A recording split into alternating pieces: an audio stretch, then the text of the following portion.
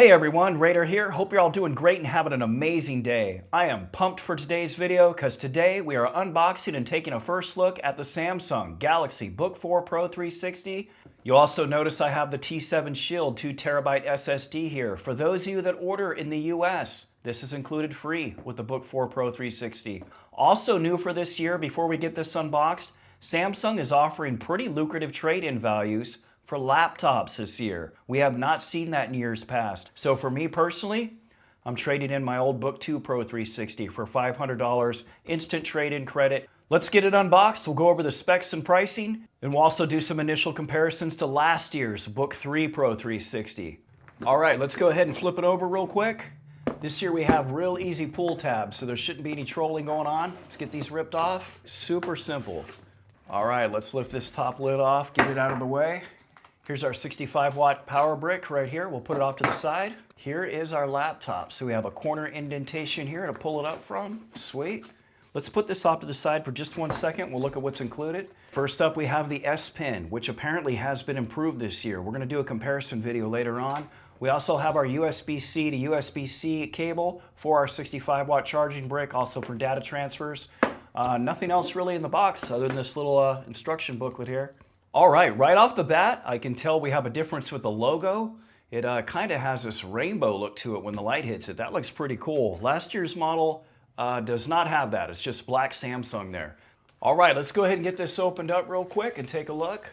Right off the bat, it looks very similar to last year's. Let's go over the specs real quick, and then I'll get it all set up. We're looking at Windows 11 Home, Intel Core Ultra 7 CPU. This year, we have Intel Arc integrated graphics. No more Iris Xe graphics, so a definite upgrade this year in that department. 16 gigs of RAM, 1 terabyte SSD. One color option here in the US, monochrome gray. A 16-inch 3K dynamic AMOLED 2X screen, 2880 by 1800 resolution, 120 Hz refresh rate, 120% of the DCI P3 color volume spectrum, a new Corning Gorilla Glass with DX anti-reflective coating. New for this year is Vision Booster to help with outdoor visibility. The S Pen is included, and as mentioned earlier, it is supposed to be improved this year. 12.8 millimeters thin, 3.66 pounds, 76 watt-hour battery, 65 watt-hour charger, Samsung Knox security, Intel Copilot for seamless AI integration, Galaxy connected devices to connect all your Galaxy devices seamlessly, new LE Bluetooth codec support, micro SD, USB-A 3.2 gen,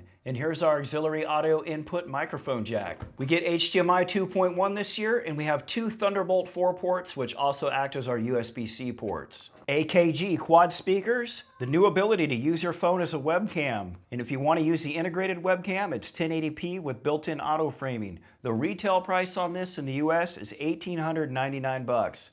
All right, let's go ahead and walk through the setup process real quick. So it's just a quick press and hold of the power button for about 2 seconds. I will say mine shipped with about 15% charge or so. All right, we start off with our language selection, followed by location, your typical keyboard selection settings, all your normal Windows setup stuff here in the beginning. Get connected to our wireless network. Then it's going to do an initial check for updates. We get a bunch of finishing up screens, accept the license agreement, prompts you to sign into your Microsoft account if you have one. It'll prompt you for your name, and you'll set a password. You'll get prompted for 3 security questions. Now it asks us to set up our biometrics. Let's go ahead and do that real quick. Next, we'll add a PIN. Next, you'll choose your privacy settings. All right, now it looks like Windows is getting the Galaxy Book4 Pro 360 set up here. So we'll just let it do its thing. All right, and here we are to our desktop. Total setup time was about 15 minutes. That's not bad at all. All right, we've got last year's Book3 Pro 360 to the left and this year's Book4 to the right. You know, I got to tell you, using the trackpad, the keyboard, everything's basically the same. I don't notice any differences at all. Even the port selection and all that's the same. You know, we do have an upgrade to the HDMI port, but otherwise the location, everything's the same. And that's not necessarily a bad thing. Just don't expect any differences if you move up from the Book3 to the Book4. Now let's take a look at the screen wobble. All right, here's the Book3 Pro 360. Just moving it around a little bit, putting it in different positions. Let's check out this year's model. Feels a little stiffer, but the wobble looks about the same. I don't really see a difference. Let's go back here a little bit. Let's do this again over here on the Book4. Maybe just a little bit better, just a hair. It does feel just a tad bit tighter. The lid itself, this top part here, Feels like it's just a tad bit thicker than last year's model as well. It's not much or anything, not like going from the Book 2 to the Book 3. Right now, let's check out the screen brightness. I've got them both maxed out. I don't know anything about the vision booster yet. I think you have to go outdoors for that. I'm not really sure. We'll check that out in an upcoming video. But on the default max brightness, looks like both machines are about the same. Apparently we have 500 nits and 800 nits with HDR content. So it's pretty much close to the same as last year's model. I don't really see a big difference there. Needless to say, both screens look absolutely amazing. So we've got them in their 2-in-1 mode. That way we can go ahead and check out the reflections real quick. Let's go ahead and do that. All right, Book 3 on the left, Book 4 on the right. Cool thing about the Book 4 that I noticed is it goes into portrait mode as well. So let's see what it looks like that. There we go. You can see it blocking it a little bit. Yeah, you can see it's a little bit more anti-reflective. It's not that big a difference though, but yeah, it does help. All right, now let's compare the audio, but before we do, we need to make an adjustment on the new Book 4. Want to go to your start menu? We're going to type Dolby Access. All right, there it is right there. You want to go into there,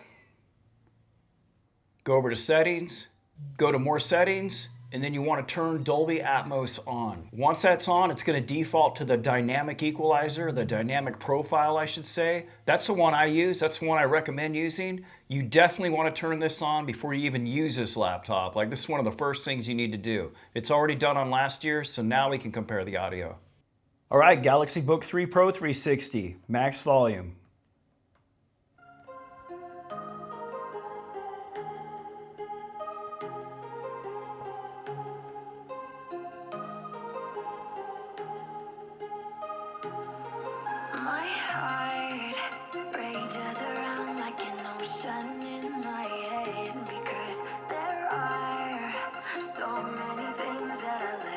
Move the mic a little closer.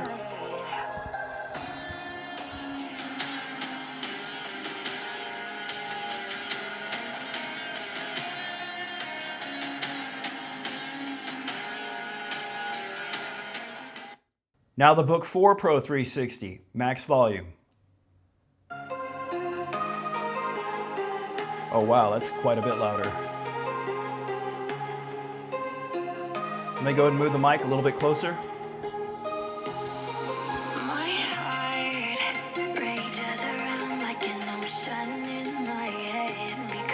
Dang. Okay.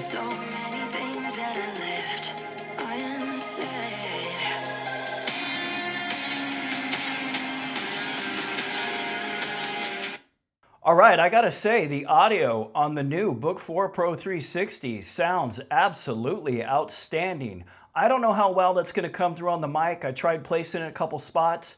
I'll tell you what, it is quite a bit wider, quite a bit fuller, and it is definitely noticeable, instantly noticeable.